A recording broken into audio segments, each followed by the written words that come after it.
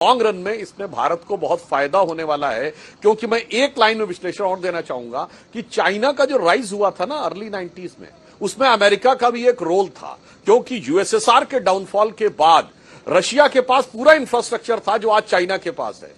तो अमेरिका नहीं चाहता था कि रशिया रिगेन कर ले अपनी पोजीशन, तो उसने चाइना को कोऑप्ट किया था और उसे उम्मीद थी कि चाइना डेमोक्रेटाइज होके और मार्केट इकोनॉमी का पार्ट हो जाएगा।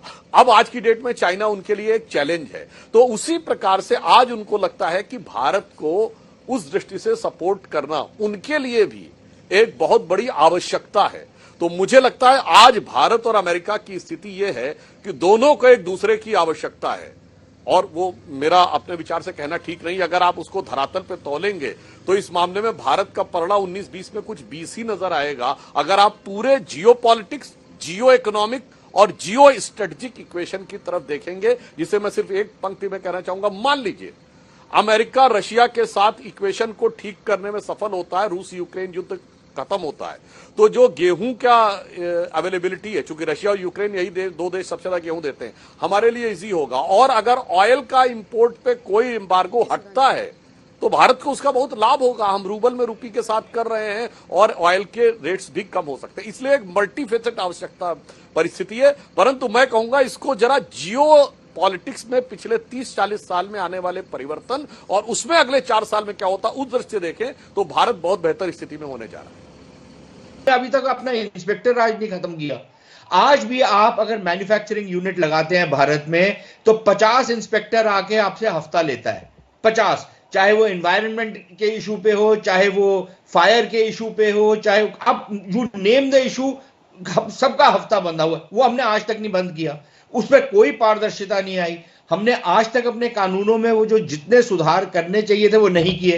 अब जब मोदी जी के पास ये बात जाती है तो वो बोलते हैं हाँ यार ये करो, इसको जरूर करो, लेकिन वो होता ही नहीं है। नीचे जो कुछ मंत्रीगण हैं इनके, वो करते ही नहीं है। जो ब्यूरोक्रेसी है वो होने ही नहीं देती कुछ। अब अगर आप ये मैन्युफैक्चरिंग को नहीं आने देंगे या उस पर अड़ंगा लगाते रहेंगे, जमीन की कीमतें आपने आसमान पे पहुंचा दी हैं, जमीन लेना दुश्वार हो गया किसी भी मैन्युफैक्चरिंग यूनिट के लिए। फिर आप बोलते हैं कि जी मैन्युफैक्चरिंग हम लेके आएंगे। कैसे लेके आएंगे आप? लॉजिस्टिक लाइंस आपकी जो है वो ही ठीक नहीं है आपकी। हमने जो जीएसटी के साथ किया है कि हर चीज में अगर बर्फी के ऊपर वर्क लगी हुई है तो इतना, बर्फी के ऊपर बर्फ पिसता है तो इतना, बर्फी शादी है तो इतना, दुनिया भर में नहीं होता ये, हमने यहां पर कर दिया। क्यों किया है? इसका क्या सेंस बनता है? आज तक नहीं किसी को समझ आया कि जी चीनी बढ़ती है इसलिए हम जीएसटी ज्यादा लगाएंगे। अब हम ये जब सुधार, बेसिक सुधार नहीं करेंगे। नमस्कार साथियों, मैं आपका दोस्त अशफाक अहमद और आप देख रहे हैं देशभक्त चैनल। अभी डोनाल्ड ट्रंप जो है वो अमेरिका के राष्ट्रपति फिर से बन गए और कल उनका इनॉग्रेशन हुआ। तो इसमें नामचीन पूरी दुनिया के लोग पहुंचे हुए थे। पूरी दुनिया का सबसे बड़ा इवेंट था, क्योंकि अमेरिका दुनिया का सबसे बड़ा, सबसे शक्तिशाली देश है। तो इसमें बाकी जो दूसरे मुल्क हैं तो वहां के लोगों को बुलाया गया, लेकिन मोदी जी को नहीं बुलाया गया। अब मोदी जी बहुत परेशान थे, तो एस जयशंकर जो विदेश मंत्री है उनको अमेरिका भेजा हुआ था पिछले 2 हफ्ते पहले कि मोदी जी को ही बुलाया जाए, क्योंकि मोदी जी को ये सब चीज में बहुत आनंद आता है। वो जाके जबरन गले पड़ जाते हैं और उसके बाद में वो फोटो और सब वीडियो सब दिखाते हैं कि मोदी जो है वो विश्व गुरु बन गया है, देश को बना दिया है और मोदी मोदी होता है पूरे दुनिया में। तो ये सब चीजें जो है वो फिर गोदी मीडिया पे 24 घंटे चलती हैं। अब ट्रंप जी ने मोदी जी को बुलाया ही नहीं। अब क्या वजह है तो ट्रंप जी जानते होंगे, लेकिन भारी किरकिरी हो गई है मोदी जी की, भारी बेइज्जती हो गई है ना, कि कहा मोदी जी जो है वो हाउडी ट्रम्प और नमस्ते ट्रम्प ये सब करवाते थे, है ना। और कहा ये हो गया है कि उनको बुला ही नहीं गया। अब बहुत कोशिश की, जैसे जयशंकर को भेज के रखे थे कि बुला लीजिए मोदी जी को, मान जाइए, लेकिन ट्रम्प नहीं माने तो नहीं माने, तो मोदी जी को नहीं बुलाए। तो इस पे खूब मीम्स भी चल रहे हैं, लोग कुछ भी बात कर रहे हैं, लेकिन ये हकीकत है कि मोदी जी को नहीं बुलाना, इसका मतलब है कि एजेंडा जो है ट्रम्प का, उसमें हमारे देश का कोई ज्यादा वैल्यू उनके नजर में नहीं है। सीधी सी बात दिखती है, क्योंकि चीन के राष्ट्रपति पुतिन जो है, रशिया के राष्ट्रपति और बड़े बड़े सबको आमंत्रण मिला हुआ था। सिर्फ मोदी जी को आमंत्रण नहीं मिला होता है। अगर मिला होता तो मोदी जी एकदम भागे भागे पहुंचे होते, है ना।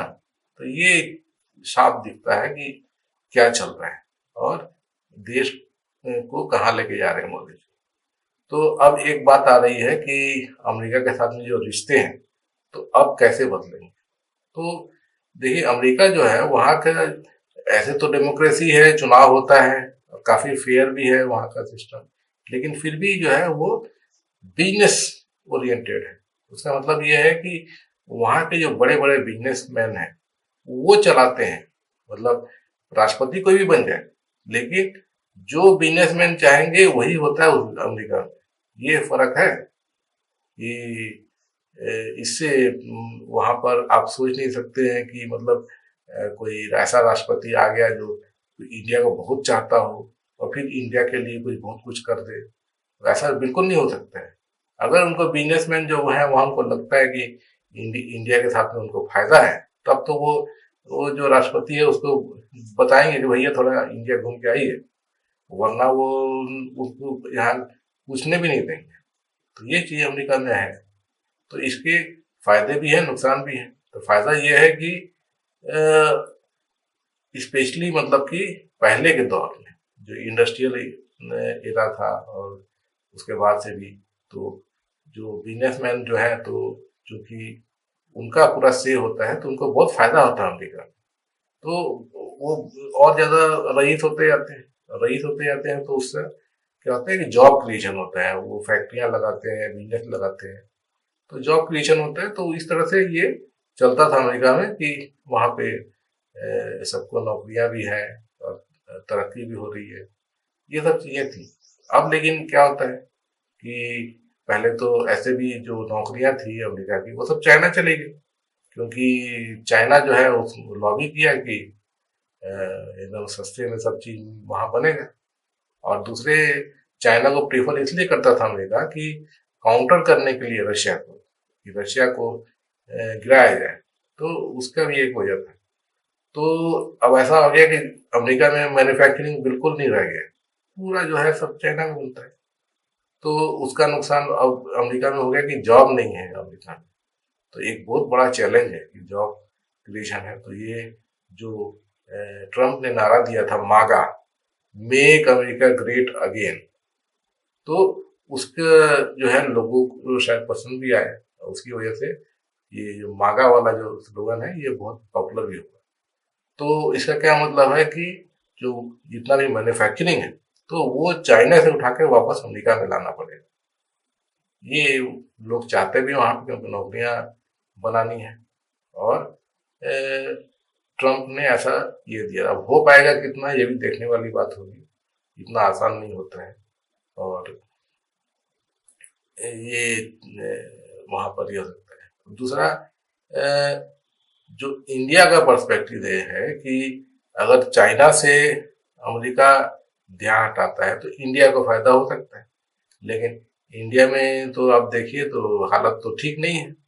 अब वजह क्या है, तो ऐसे भी लाइसेंस राज इंडिया में था। मतलब कोई भी आपको धंधा करना हो तो उसके लिए लाइसेंस, 50 तरह के लाइसेंस लेने पड़ेंगे। अब उसके बाद में हर जगह रिश्वतखोरी भी होती थी कि आप एक तो लाइसेंस लेने जाओ तब रिश्वत, उसके बाद में जब टैक्स या फिर जो भी सरकार को भुगतान करना है तो उसमें भी रिश्वतखोरी होती थी।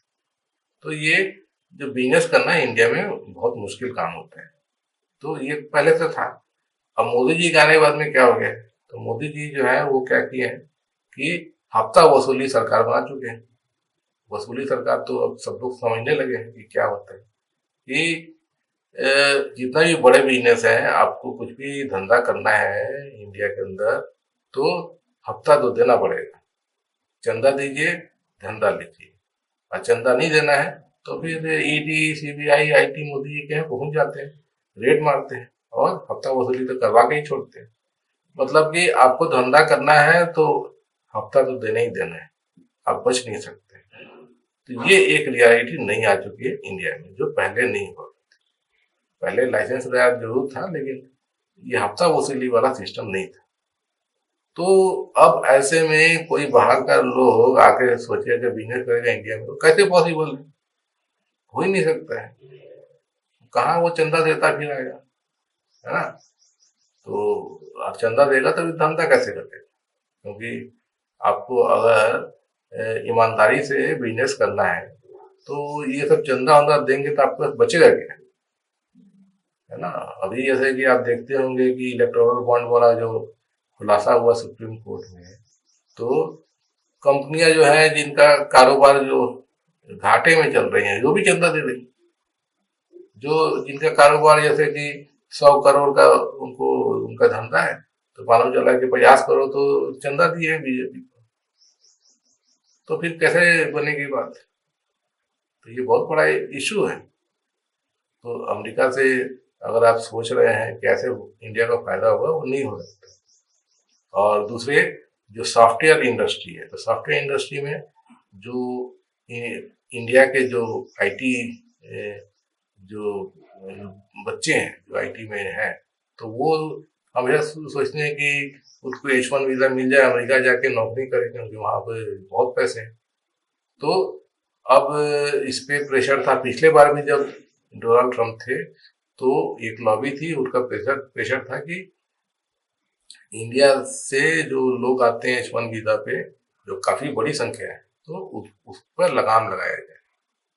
और इस बार फिर वैसे ही एक लॉबी है वो, और वैसे भी खुद जब ट्रम्प ने बोला है कि मेक अमेरिका ग्रेट अगेन, मतलब वहां के लोकल लोगों को नौकरी मिले। बाहर के लोग अगर नौकरी करने जाएंगे अमेरिका में, तो लोकल लोगों को नौकरियां तो कम हो जाएंगी ना। तो ये चीज तो इस पे भी एक संशय बना हुआ है कि H1 वीजा पे में जो लोग जाते हैं नौकरी करने, तो कहीं H1 वीजा का कोटा कम न हो जाए, ऐसे में तो दिक्कत हो जाएगी। ये भी एक बहुत बड़ा इशू है। अब इसमें इंडियन गवर्नमेंट क्या कर सकती है? ये तो अमेरिका की गवर्नमेंट करेगी, तय करेगी। तो ये सब चीजें हैं, और सब मिला के ऐसा है कि भारत को कोई फायदा नहीं होने वाला, बल्कि नुकसान भी हो सकता है। और खास करके जिस तरीके से मोदी जी को इग्नोर किया है ट्रंप ने, तो एकदम साफ दिखा रहा है कि उनकी नजर में भारत में कोई फायदा नहीं दिखता। और इसका ये भी मतलब है कि वहां के, अगर ट्रंप ने इग्नोर किया है, तो इसका मतलब कि वहां के बिजनेसमैन नहीं चाहते हैं कि इंडिया से कोई रिश्ता रखा जाए। जब इतना बड़ा बेइज्जती कर दिया मोदी जी का, तो एकदम साफ दिखता है कि आगे क्या होने वाला है।